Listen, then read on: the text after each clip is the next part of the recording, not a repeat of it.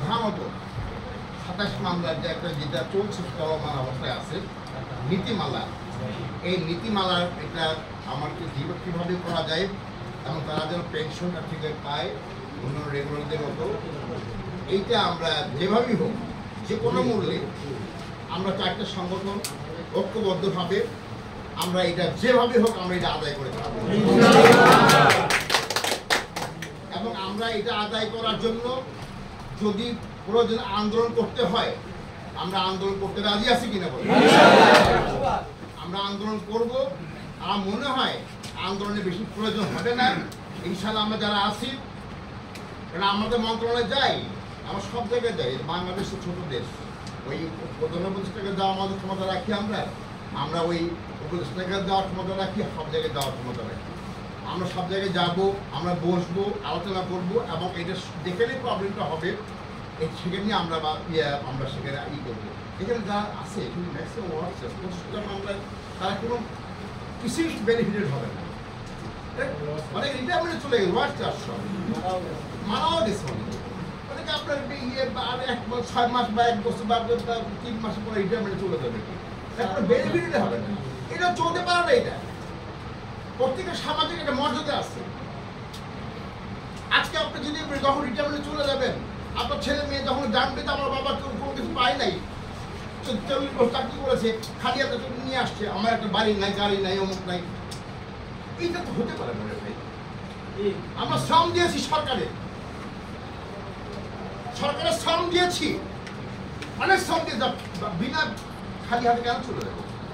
এটা হতে পারে না। অতএব কারণে মামলা করে আমরা আসছি, আমরা আন্দোলন করে কিন্তু আজকে এই পর্যায়ের মধ্যে আসছি, আন্দোলন করে কিন্তু আমরা এই পর্যায়ে আসছি না। মামলা করে আমাদের মামলার পক্ষে আমাদের পক্ষে রায় দিয়েছে, কিন্তু আজকে আমরা এটাকে কার্যকরী করতে পারছি না। যাই হোক, এনিওয়ে নীতিমালা যেটা করেছে এটা অনেকে বলেছেন যেটা আমরা নীতিমালা বন্ধ করতে হবে, এটা বন্ধ করতে হবে। এটা চলমান চলতে থাকুক, আমি মনে করি চলতে থাকুক, এটা চলুক। নীতিমালা আমরা করবোই, কারণ আজকে নীতিমালা করার পরে কিন্তু আজকে দেখা যাবে মাস্টাররা ছাড়া আর যারা আছে তারা কিন্তু কিছুই পাবে না, কোনো বেনিফিট পাবে না, কোনো পেনশন বেনিফিট কোনো কিছু পাবে না। এটা তো হতে পারে না। যাই হোক, ইনশাআল্লাহ অত্যন্ত অমানবিক। এটা আমরা আজকে আমারও চাকরি বেশি দিন নাই, আমি হয়তো 2-3 বছর 2 বছর চলে যাব এই ডিপার্টমেন্ট ছেড়ে। আমার তো রেগুলার হয়েছে, দীর্ঘদিন আন্দোলন সংগ্রাম করার পরে রেগুলার হয়েছি, প্রমোশনে পেয়েছি। আরেকটা প্রমোশন হয়তো এই মাসের মধ্যে ইনশাআল্লাহ আসে বলে আরেকটা প্রমোশন আমি হেড স্কুল হবো। তো কথাটা হলো যে একটা জিনিস কি, আজকে আমরা আন্দোলন করে যদি পর্যায়ে আসছি,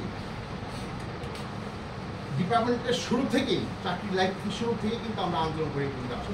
আপনারা কিন্তু অনেক আন্দোলন করে এই পর্যায়ে বলা আসছে। আর কিছুদিন ধৈর্য ধরেন, ইনশাআল্লাহ এই নেতৃবৃন্দের প্রতি আপনার আশ্বাস, আপনার বিশ্বাস রাখেন।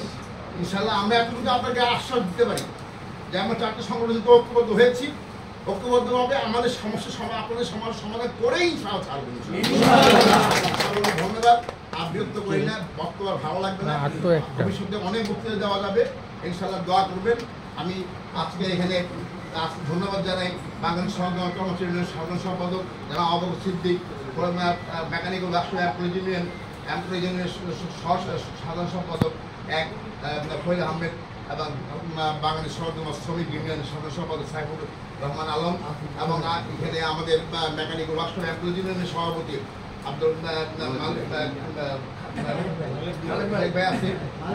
ভাই আছে, এখানে মেকানিক ও রাষ্ট্রীয় এমপ্লয়িজ ইউনিয়নের সাধারণ সম্পাদক ইকবাল হোসেন ভাই আছেন, আমাদের সরকারি গাড়ি চালক সমিতির সম্মানিত সাধারণ সম্পাদক নুরুল ভাই আছেন, আব্দুল ড্রাইভার সমিতির সম্মানিত সভাপতি আব্দুল রব ভাই আছেন।